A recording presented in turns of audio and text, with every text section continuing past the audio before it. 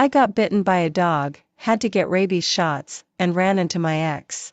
There are bite marks on the inner thigh, and his name is tattooed there too. He sneered. Still haven't washed it off? My name really makes you unforgettable, huh? After drinking too much, I insisted on dancing with a dog by the roadside. As a result, the dog bit me.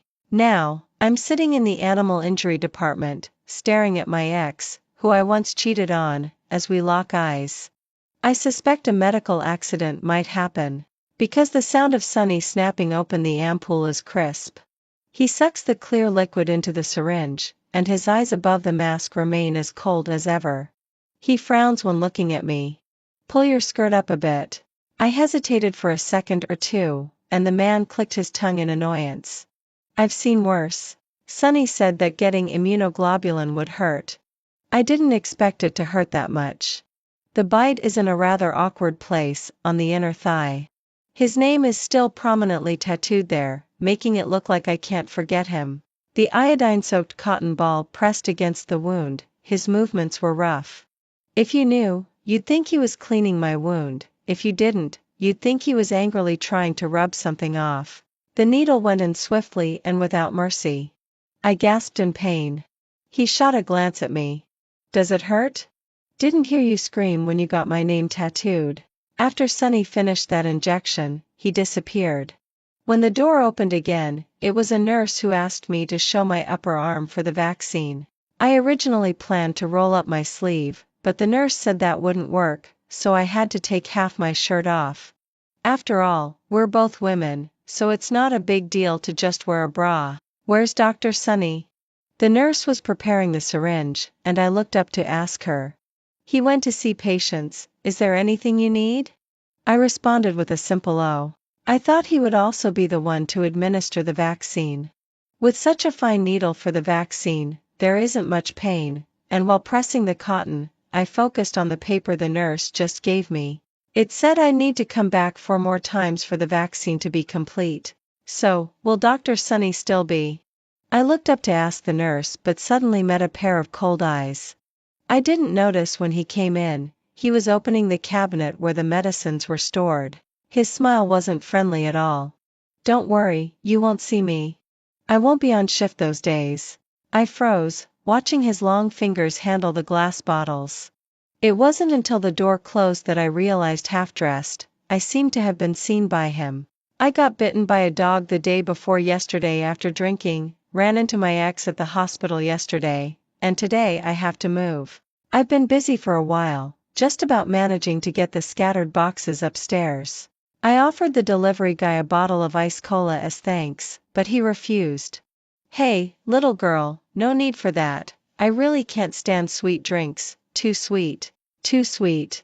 I remembered how Sonny used to complain about my love for sweet things. Then I thought about the tattoo on my thigh. I had already arranged to have it removed. But removing tattoos hurts so much. I'm afraid of the pain. Damn, what bad luck. I locked eyes with the person who opened the door, thinking his temper hasn't improved. But that face is still handsome, even when angry. He looks good. Sonny, I also think it's unfortunate that we're neighbors now. I looked up at him, and he leaned against the door frame, his eyes downcast. Unfortunate for you. The dirty words that followed never came out. I held out the bag of homemade cookies I had made for my neighbor as a welcome gift. I thought he wouldn't take them. But his long fingers unceremoniously took the bag from my hands. His eyes scanned me with a strangely invasive gaze. What? Others have it, but I can't take one? I fell silent for a moment until he closed the door. It turned out that 2 or 3 years of living in society hadn't dulled his inexplicable temper even a bit. Looking back, my first meeting with Sonny didn't seem like a good start at all. In college, I stood in front of him while getting food. You know how the cafeteria ladies' hands shake, right? Half a scoop spilled all over. I said, "Auntie, you need to give me a bit more." She must have been in a bad mood that day. She shot me a glare and said, "It's all the same." But she didn't know that not only was I in a bad mood, I was also hungry. Unfortunately, when a person is hungry, they tend to go a little crazy. I stretched my head directly through the window and took a bite from her big spoon. At that moment, not only was the cafeteria lady stunned, but everyone within a 5-mile radius was too. Sonny was standing right behind me. He said I must be crazy. If it weren't for the fact that my topic didn't fit his research, he would definitely study me closely. Later, I was kicked out of the cafeteria. Of course, the big spoon that I had contaminated was sent off for washing. I sat alone on the stairs outside the cafeteria, when suddenly a shadow loomed over me. He stood behind me, and I found it a bit difficult to turn around, so I just looked up at him. "Is there something you need?" His eyes were beautiful, even from my awkward angle. Humans are such visual creatures. So when Sonny added me on social media, I had no reason to refuse him. After adding me, he would occasionally share some common knowledge with me. At first, I thought he treated everyone like this. Later, I discovered that he had pinned my name at the top. Sonny from the medical school, always with a cold and handsome face. I thought he was just naturally aloof. But later I realized it was because he didn't like anyone. So, at 4 in the morning, I decided to call him. Sure enough, I heard his pleasant voice, clear and articulate. After a moment of silence, I heard his voice soften slightly. "What's up?" "Sonny, I can't sleep." I was playing in the puddles at the bottom of the dormitory building while holding my phone. "Can't sleep? Go run 10 laps downstairs." His voice was thick, with a hint of nasal tone. It was obvious his brain hadn't fully woken up, and his laugh was a bit scratchy. "Do you want me to hold you to sleep?" "Sonny, come down and play with me." Here's the thing, I actually called everyone in my contacts that night. But that night, only Sonny came down to play with me. And I was happily congratulating myself for having been blocked by most of my contacts the next day. In any case, at 4 in the morning, under a sparse moon and starry sky, I was splashing in the puddles at the bottom of the dorm when Sonny arrived. Upon seeing me, he squinted without holding back. Little crazy. I splashed water at him with all my might, and he leisurely dodged. Upon seeing me, he squinted without holding back. Little crazy. I splashed water at him with all my might, and he leisurely dodged. I said, "If you're really fine, don't drag me out of bed at this hour." He walked to my side, towering over me by a head and a half, looking down at me with his clear eyes. "I'll definitely pick you up and toss you into the river." I pulled my coat tighter around me. The evening breeze was a bit chilly. I instinctively moved closer to his shadow. "Sonny, I'm so excited I can't sleep. My heart races sometimes and slows down at others. Do you understand? My mind is all over the place, and this has been going on for a long time." He quietly looked at me for a few seconds. "Manic episode?" I nodded. "Have you been to the hospital?" "I have, and they prescribed me medication, but I'm still like this. I can't control myself, I feel so high, and everyone thinks I'm weird." I tugged at his shirt, but he had his hands in his pockets, looking rather unconcerned. "Oh. I thought he would at least comfort me." "Sure, it's just a manic episode. I told you before, if there's nothing going on, don't wake me up. I'll toss you into the river." He grabbed my wrist, pulling me along as I stumbled after him. Suddenly realizing we were headed in the wrong direction but feeling inexplicably excited. "Sonny, wait. Sonny, there's a lake ahead." "Where are you taking me?" So he really was going to toss me into the lake. This guy is too serious about his threats. The only thing a bit different is that he jumped in with me. If one of us couldn't swim, tomorrow's morning news would be about a couple from a certain university who jumped into the lake together. Even though it was early summer, the lake water at night was still very cold, and the water quality probably wasn't that great either. I flailed in panic, while he calmly pulled me up from the other side. It seemed like our school's artificial lake was pretty shallow. When near the shore, it felt like he could almost touch the ground. I clutched tightly at the collar of his shirt, which was uncomfortably wet against my body. "Do you have a problem too, Sonny?" His bangs were soaked, and when I noticed, I couldn't help but lift them for him, only to find he was smiling. A man with sword-like eyebrows and starry eyes looked even more dazzling when he smiled under the moonlight. "Yeah, I have a problem too." The warm breath he exhaled filled my ears. So others find you weird, but I don't. I never understood why Sunny was so intent on liking me. I'm someone who doesn't get recognized, while Sunny is someone everyone acknowledges.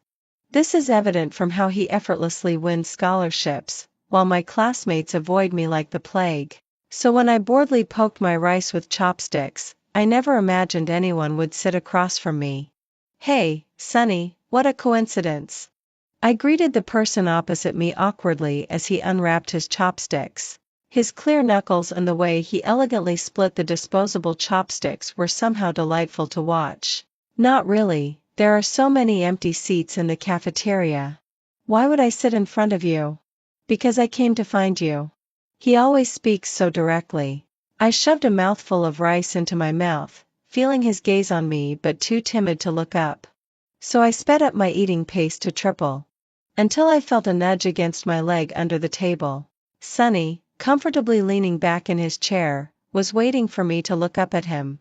Eat your food, it's going to get cold. I tried to deter his gaze, wishing he wouldn't be so impolite with his long legs pushing against mine. But he raised an eyebrow and curled his lip slightly. Even his smile was glaringly eye-catching, and his leg nudged mine again. I like you. How long are you planning to pretend you don't know? It was obviously he who confessed to me first. I sat at the corridor entrance, staring out at the swaying trees, unable to stop reminiscing. Until the elevator dinged, pulling me back to reality.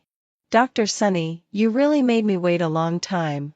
At the end of spring, this was probably the last season he would wear a trench coat. I have to admit, he really suited it. The rolled-up sleeves revealed a delicate forearm, and casually holding his car keys made his tall figure look even more slender. It was 2 a.m, and his eyes were slightly tired. What's up? He squinted, sizing me up without courtesy. Sunny, my water heater is broken. I stated bluntly. He looked at me for a second or two and smirked. Can't you just wash outside? It's so late, there's no one to open the door. He raised his hand to unlock the door with his fingerprint, and I followed him inside. Is it really that hard to find somewhere open 24 hours? Or you could wash at someone else's place, right? Aren't you good at bringing cookies? But he showed no mercy, blocking the space between me and his front door with his arms crossed. But I live closer to you, and we're more familiar. I had thought that after all these years, he'd seen countless female patients act cute in front of him. He should have developed a heart of stone by now. Well then, don't wash. As expected, he had a heart of stone. I stared at him in shock, slowly brewing my emotions. Soon, feelings of grievance and unwillingness surged up. My nostrils burned, and tears fell in front of him, who could tell how much of it was real. Do you cry the same way every time? Yes, I had cried in front of him many times before. After a while, my throat was hoarse from crying. Finally, he found some shoe covers in the corner of the shoe cabinet and tossed them at me. I sniffled as I grabbed the elastic edge of the shoe cover, struggling to stand. In the end, he couldn't bear to watch any longer and held onto my ankle. He efficiently helped me change into them.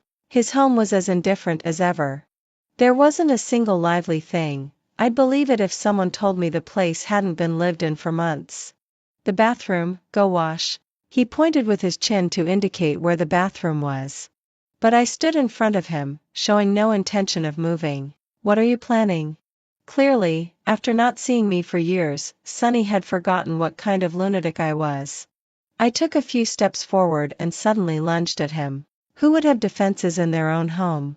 So he was caught off guard and pressed onto the sofa. Hearing his cold curses in my ear, he instinctively protected my waist as he fell. But he should have been more concerned about himself. I ruthlessly lifted his shirt. The subtle outline of muscles on his abdomen indicated that he hadn't neglected his workouts over the years. The tightness of his waist was undeniably enticing. But that wasn't my purpose today. My gaze shifted to his left chest. There, still adorned with beautifully written letters, was my name tattooed on him. You didn't wash it off either, did you, Sunny? In the bathroom, the shower poured down steaming hot water. I found myself chuckling at his embarrassed expression earlier. The man's face darkened, his long, defined fingers half covered his face as he shoved me towards the bathroom. He slammed the door with considerable force. Thinking of this, I couldn't help but burst into laughter in the bathroom. When my gaze dropped, I caught sight of the tattoo of my name on my leg. Next to the scabbed-over wound, quite some time had passed, and the ink had faded a bit. I remembered Sunny's comment about our tattoos, only dumb couples do such things. Back then, my condition had worsened. For me, mania felt like a tangled mess with blades wildly stirring inside. When it got serious, I couldn't sleep for nights on end, so I'd call him. He was swamped with coursework, often barely hitting the pillow at 2 in the morning before I would call him up. He never got angry.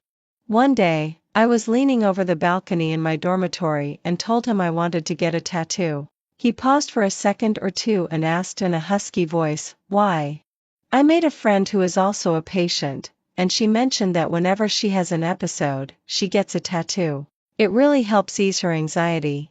So I thought, why not try it too? What if it really works? Sunny, I'm being tortured by this inexplicable excitement. During that time, I often shared very negative thoughts with him. I always believed that someone as outstanding as him couldn't possibly understand me, yet I couldn't help but vent my frustrations in front of him. "Okay, what do you want to get?" His tone was still calm, laced with a bit of fatigue. "Your name." He fell silent for a second, then chuckled softly. Have you thought about how much it'll hurt if you want to remove it later?" Why did I want to tattoo Sunny's name? Because in my 20-something years of unremarkable life, he was the only crooked light. Simply put, I just wanted to get it tattooed. It could be anything, but his name was his name. After all, I had no one else to worry about. So, at the entrance of a small alley in the pedestrian street, I found the tattoo studio my friend recommended. Sunny accompanied me, insisting he would just watch and absolutely wouldn't get a tattoo himself. As I lay in the chair, I didn't feel much when the artist began to outline my tattoo. But when the tattoo gun started buzzing, I wanted to escape. Sunny stood beside me, his hands in his pockets, looking down at me with his cold, refined gaze. "Sunny." I grabbed his hand, which felt a bit cold, and he let me hold it. "I'm afraid it'll hurt." "Isn't it a bit late to say that now?" His fingers returned my grip, the rough texture lightly tickling me, though his smile was barely there. "Sunny." When I called his name for the second time, he clearly couldn't take it anymore. He lightly tugged at my hand, as if conceding. "Really afraid it'll hurt?" I nodded. In a second or two, he processed the situation quickly and made a decisive decision.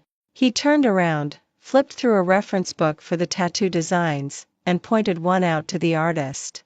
"Give me one too, here."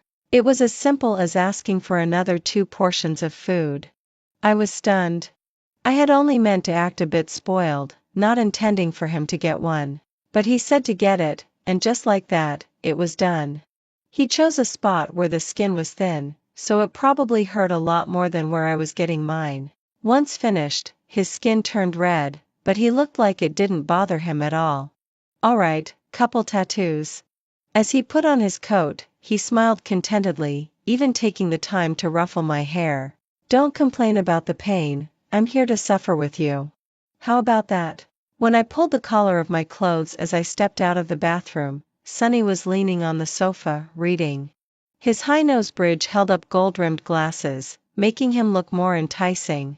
So alluring and hazy. "Sunny, do you have any erythromycin at home?" It was a redundant question. How could a doctor not have such basic medicine? He looked up, his dark eyes fixated on me. I wore pajamas that I had specifically chosen, and of course, I didn't mind giving him a longer look.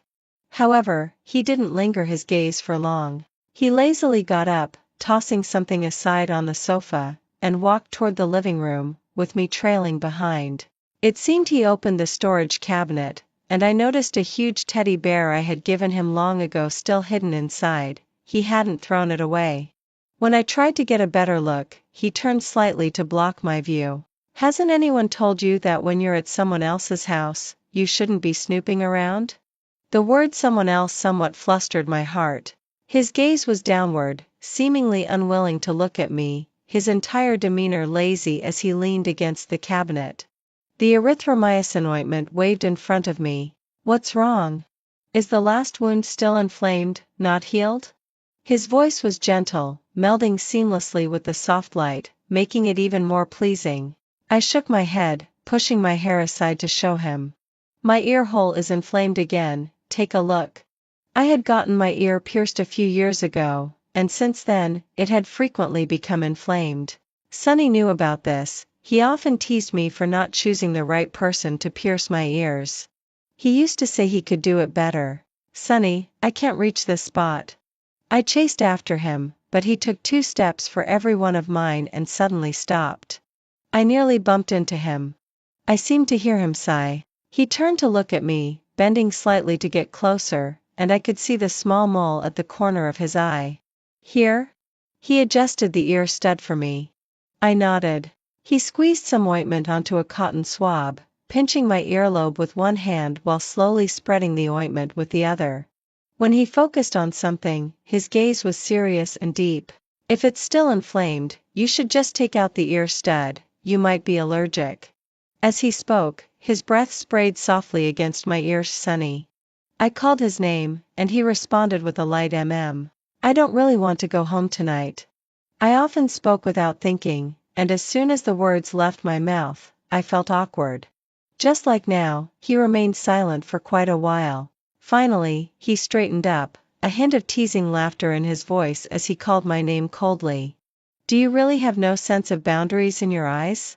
Are we close enough for this? Sonny, I wanted to grab his wrist, and he allowed me to pull at him, lowering his gaze. But I found it hard to articulate what I wanted to say. How deep into the night had we gone, that words got stuck in my throat? He suddenly chuckled softly, bending down to tuck my hair behind my ear. Do I really seem like your dog? His dark eyes clearly reflected me, and I saw my helpless shadow within them. I admitted, at that moment, I still trembled. He simply tugged at my hand and tossed me onto the sofa. The high-quality fabric cushioned my fall, and it didn't hurt until he pinned me down. He gripped my wrist tightly. It hurt. So you want me to come over whenever you want, and when you want to push me away, I'm just supposed to play along and roll away? Now that you're beckoning me, am I supposed to bark back? His hands were deliberately restless. It had been a long time since I had experienced something like this, and I couldn't quickly adapt, so I struggled under him while he squinted at me. Suddenly, he lifted my chin. Look at you, you still hate me, don't you? His fingers dug into my chin, which felt uncomfortable. I shook my head desperately. Actually, I wanted to tell him it wasn't like that. I didn't think of him as my dog, and I didn't hate him. But when I opened my mouth, all that came out was a whimper. Damn it, my mania was gradually wearing down my emotions again. I didn't want him to see me in such a sorry state. But he called my name slowly, each syllable lingering on his lips as if he were savoring it. It was you who abandoned me first. You were the one who said to break up. What are you feeling sorry for? Tears that fell were roughly wiped away by him. His movements were not gentle, even brutal. I didn't know why I kept staring at the warm glow of the floor lamp behind him. My thoughts spiraled into that vortex of memories. After getting together with Sonny, the loudest gossip I heard was, how could Sonny from the medical school end up with her? I struggled to make friends and wasn't close with my roommates. On one hand, it was because I had grown used to being solitary. On the other, it was due to someone else's influence. My sister, Zoe. She wasn't my biological sister, as I was adopted. Years ago, Martha was diagnosed with infertility at the hospital, and she brought me home from the orphanage.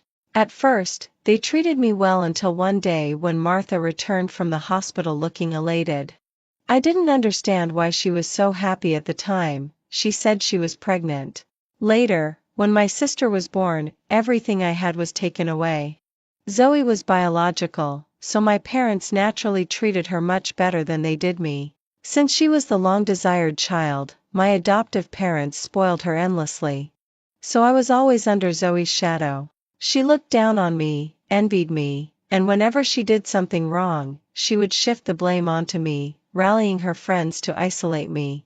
I had always been not very cheerful, while she was often described as a warm little sun. But behind closed doors, she had told me countless times that I should just die. The cause of mania is unclear, and during my senior year in high school, I spent a lot of my adoptive parents' money seeking treatment. After I entered university, they were even less inclined to care about me. My sister constantly spread rumors about me on various school forums, calling me a lunatic, saying I was mentally unstable. I didn't understand where she got the energy to keep slandering me. When I asked her, she replied playfully, "I'm just bored, sis. Don't think you can have a good life." Later, I let her know I was with Sunny. Of course, she exploded with anger, unable to comprehend why Sunny was with me, constantly calling me to break up with him. But I certainly didn't care about her. However, her continuous verbal bombardment left me mentally exhausted. She kept belittling me, saying I didn't deserve Sunny, spreading rumors about my association with delinquents in high school. My adoptive parents had some money, allowing her to act as she pleased. Did Sunny hear those rumors? I didn't know. But I became increasingly inclined to avoid him, gradually unwilling to have meals with him, not texting him, and no longer disturbing him late at night. Sunny sensed it and called me. "Why are you ignoring me?" God knows how much I wanted to cry when I heard his gentle voice during that call. I told him I was fine. He fell silent for a while before responding with a soft hum. "The rumors about you in the forums are too absurd, don't think I would believe them." He was always like this, indirectly and just right. That's why Sunny was so wonderful. I didn't understand what I did to deserve him, what was so good about me that he liked, or how this relationship could remain so perfect for us. But he really was the only support I had, until my adoptive parents called. Direct and to the point, they wanted me to break up with Sunny. I didn't understand why they were reaching out to a daughter they hardly cared for anymore. Only then did I learn that Zoe had been causing a scene at home. Martha gently called my name, but her tone left no room for refusal. "Your sister is feeling particularly down, just put up with it a little, okay? Your dad and I have raised you, it hasn't been easy, shouldn't you listen to us? Break up with your boyfriend. I heard he's studying medicine and comes from a decent family. You're not worthy of him, so just let go. Your dad and I have discussed it, we believe you two aren't a good match." Yes, I wasn't worthy. I wasn't worthy. Everyone was telling me I didn't deserve Sunny. Afraid of disturbing my roommates with my tears, I curled up in the hallway. Sunny called me 5 or 6 times, and I took a long while to pick up after sniffling. The first thing I said to him was, "Let's break up." He paused for a second or two before responding. "Are you sick?" Yes, Sunny was Sunny, so free and flamboyant. He was outstanding. He might have simply noticed how pretty I looked among the wildflowers and decided to pick me up. He didn't know about my family's troubles, he could do whatever he wanted. He even thought that when I told him I wanted to break up, I was joking. Sometimes, while flipping through books, I'd see lines that said that cowards fear even happiness, they get hurt even by cotton. An extremely insecure person cannot accept something too perfect. It turns out that I would subconsciously ruin myself, seeking relief in my own flaws. Since Sunny didn't want to break up with me, I made a choice I would later regret the most in my life. I cheated. Right in front of Sunny. I kissed a junior just to show him, I regretted it the moment it happened. In the end, the junior pulled me close, and our lips brushed against my ear. Regardless, Sunny was devastated. He sent me dozens of messages, all filled with disbelief. He didn't believe I was that kind of person. He said if I told him it was all an act, he would come back. He said there was nothing he could do to save me.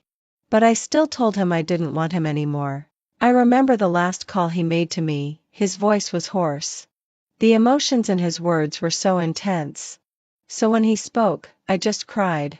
He said, "You really have the guts." He said, "This is your choice, you don't want me anymore. Remember, it's your fault." But perhaps because he had been drinking, his tone grew thick with emotion. He said, "I beg you, come back to me. Just this once, I'm begging you, alright?" I hung up the phone. And that was it. The person named Sunny never appeared in my life again. The unfamiliar sensation at my waist snapped me back to reality. The firm touch of his fingers was gradually exploring deeper. I suddenly grabbed his wrist. Sunny, wait. The man showed no expression, his dark eyes fixed intently on me. Really brave, aren't you? Spacing out at a time like this.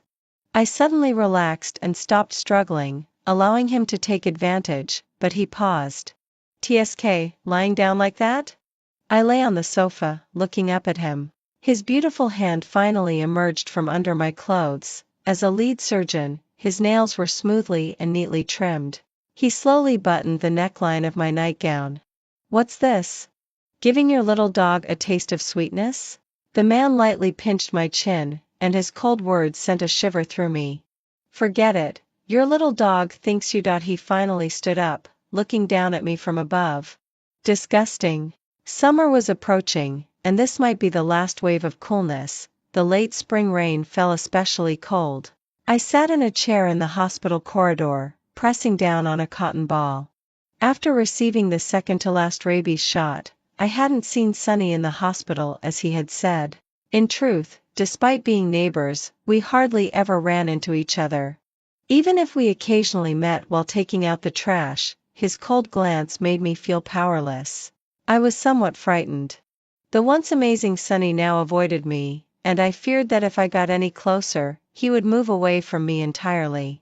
I had clearly resolved to leave him behind, yet seeing him again made me uncontrollably want to cling to him. I knew this was not good, and the situation would only deepen my growing anxiety. With the continuous heavy rain, my worries hit me all at once. Suddenly, a pair of high heels appeared before me. I had heard that Zoe had turned 18, she always loved dressing up, so it wasn't surprising that she wore the high heels she had long wanted. I looked up to meet her gaze, not expecting to see her in the hospital. What terrible luck. Sis, why are you still carrying such a tacky water bottle? Her gaze shifted to the glass cup I was holding, a double-walled glass, which I didn't think looked tacky at all. She always found ways to pick at my flaws. Why hasn't anyone given you a new cup? The cute girl smiled with narrowed eyes, taunting me. Oh, so it's because you don't have a mother? Her mouth was truly insufferable. I really didn't want to engage in this boring provocation, especially since my emotions had been quite unstable lately. In the hospital, I didn't want to deal with her. So I stood up, preparing to ignore her and walk away. But she clearly wasn't willing to let me go. I just saw you. You didn't chase after Sunny to the hospital, did you? The girl kept chattering behind me. What's wrong, sis? Are you still hung up on him? Have you looked in the mirror to see if you're even worthy of him? The doctor probably finds you annoying by now. You know, people like you aren't exactly likable, are they? Orphans often have psychological issues. If I were Dr. Sunny, I'd be scared of you. I took a deep breath. I clearly couldn't control my emotions, so I turned around and looked down at her. So what? What's it to you? Shouldn't you be worried if your stupid brain will even get you into college this year? Was this the aftermath of being with Sunny? I seemed to have developed a habit of cursing when I got angry. Or was it that my frustration had finally reached a boiling point? Zoe was clearly taken aback by my words, standing there stunned for a while. I thought I wouldn't bother with her anymore, but then she slapped me across the face. At that moment, I lost control. My heart raced, and everything around me froze. All I could think about was rushing at her without considering the consequences. Women's fights usually involve scratching and pulling each other's hair. I heard her shouting that I was crazy, and bystanders were reacting to break it up. When I came to my senses, she was crying, her face a mess, and it seemed like she had pulled out a handful of my hair. My scalp ached. I didn't cry, I didn't want to pretend to be pitiful. So everyone around was comforting her. It was a hospital, and the nurses arrived quickly. Zoe glared at me as she called her mom, saying I had bullied her. Then Zoe put the call on speaker. So I heard my adoptive mother, Martha, unleash a torrent of insults against me. She said I shouldn't have been raised, called me an ingrate, demanded that I apologize to Zoe, and told me to never call her mom again. I listened numbly as the crowd of onlookers craned their necks and then got shooed away. I probably had a lot of scratches from her glittery nails on my face, making me look even more like a pitiful lunatic. I realized my glass cup had shattered during the fight, water spilled everywhere, and the shards of glass glinted dangerously. A nurse approached us, asking what had happened and warning us not to make a scene. This was a hospital, not a place to cause trouble. On the phone, Martha was likely comforting Zoe, helping her curse me out. I was too afraid to look up until I saw a pair of shoes appear in my line of sight.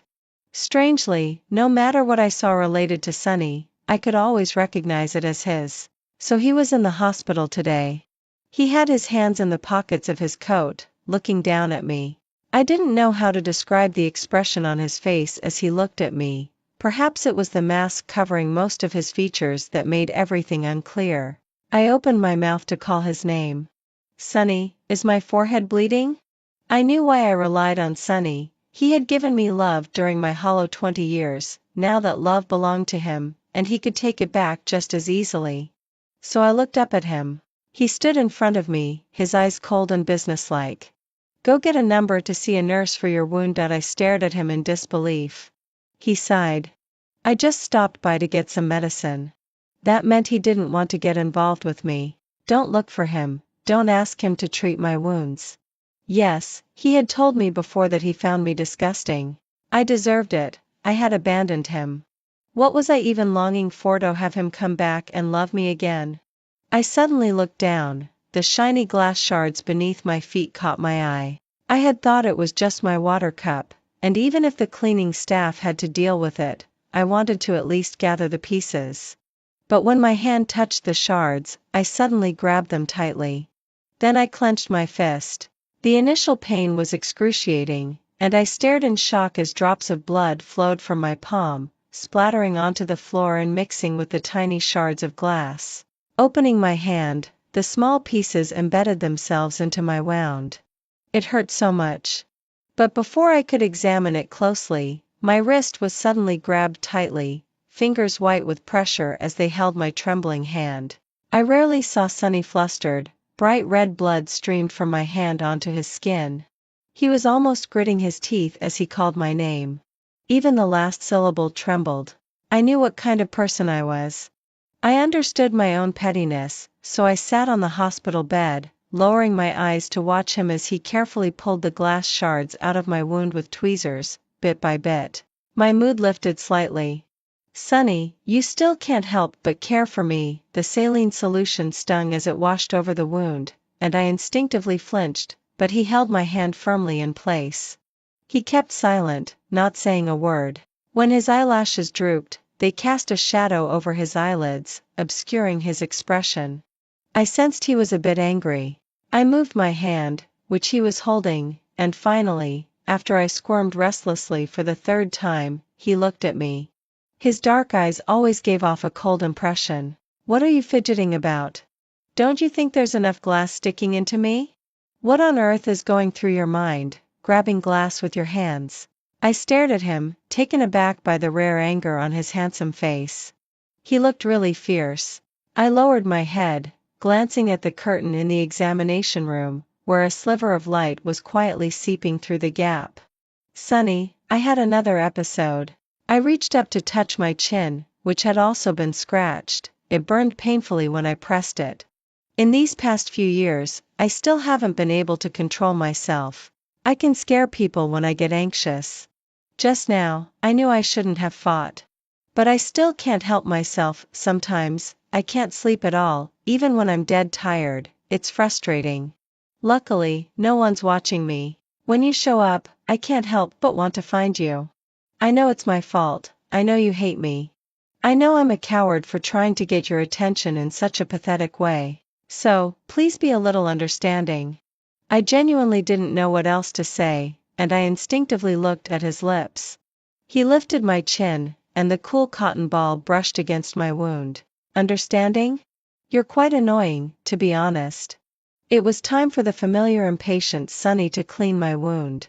His tone was calm and rational, but it suddenly plunged my mood into the depths of despair. Overthinking, overly sentimental. Few people can tolerate your little issues. The gauze wrapped tightly around my palm, and I shivered at his words. Didn't I tell you before that if you left me, you shouldn't regret it? You were the one who broke up with me, right? Coming back now seems pretty cheap, don't you think? Cheap. Sometimes, he really spoke in a heartless and straightforward way. I felt my head hanging low, nearly out of sight, as he pulled at my emotions. He was right, and that made me feel both tortured and ashamed. The person in front of me stood up, the edge of his white coat swaying in my view. I'm leaving. Oh, there's something I forgot to tell you. He looked down at me. I'm planning to move to a place closer to work. It felt like my heart was being dragged downward. I sensed cold sweat breaking out on my skin, and a wave of overwhelming sadness crashed over me, making everything in front of me seem blurry. My nose started to sting uncontrollably. He left without a hint of reluctance. Suddenly, I felt unhappy, but I didn't know why. I stood up abruptly, chased after him, grabbed his wrist, and looked up at him. I pushed Sunny against the door. When he looked at people, he always had a nonchalant attitude. To be honest, it was quite irritating. So I grabbed his collar and kissed him. As I thought to myself, why not go completely crazy? I have no way to control how I feel about someone. I closed my eyes, not daring to look at his expression. It was a messy, panicked kiss. I had no idea what I was doing until I realized, feeling embarrassed and awkward, and then I pulled back. But he held the back of my head firmly. It was as if he had no intention of letting me go. He almost seemed like he wanted to devour me. He seemed so calm, yet the kiss was fervent and overwhelming. I truly felt a bit weak at the knees from his kiss. Just as I was about to fall, he caught me. He leaned against my neck, breathing heavily, laughing. This kiss, was it your idea? Only then did I realize he wasn't angry at all. He hadn't wanted to leave me. It was intentional. I tugged at his sleeve, and he let me do whatever I wanted. Sunny, is it fun to tease me? And you? Would you still run away like before? The smell of disinfectant in the clinic mixed with the scent of laundry detergent on him. I shook my head vigorously. He pulled me into his embrace, holding me tightly. I'm sorry. The little dog just doesn't want to be abandoned by you again. As for the matter of me finding a junior to act for him, Sunny said he had seen through it long ago. He was just angry that I had left him so easily. I hid behind Sunny. He turned sideways, wrapping his arm around my waist and pulling me forward. My house isn't a haunted house. No need to be this scared. Yes, today, I was meeting Sunny's parents. I spent an hour and a half picking out my clothes before leaving. The man who had been leaning against the doorframe waiting for me ended up lying on my bed and falling asleep. When he woke up, he casually ruffled the neat hairstyle I had just arranged. He had a serious and unremarkable demeanor, but I was as nervous as could be. After all, I wasn't the type to win over elders easily. I pressed the doorbell, and after several seconds, I heard footsteps approaching. Then I heard the joyful barking of a dog. When the door opened, I didn't see anyone and nearly got knocked over by a dog. Sunny, with foresight, stepped in front of me, raising his hand to push the dog's eager nose back. A gentle girl's voice came from the other side. Wow, so you're my sister-in-law? Sunny's sister was so enthusiastic. She pulled me by the wrist into the house, and during this time, her dog kept following us, wagging its tail. I had never seen such a scene before. Where's Dad? Sunny snatched my hand back from her, causing her to let out a small grunt. I smashed the knife. Dad went out to buy another one. Sunny's sister really has some skills. You two, the person beside us, seemed to be quite familiar with this situation, letting out a sigh. Are we going to have dinner tonight? Oh, come on, Sunny, if you cook, we'll have something to eat. So, she successfully diverted Sunny away from us.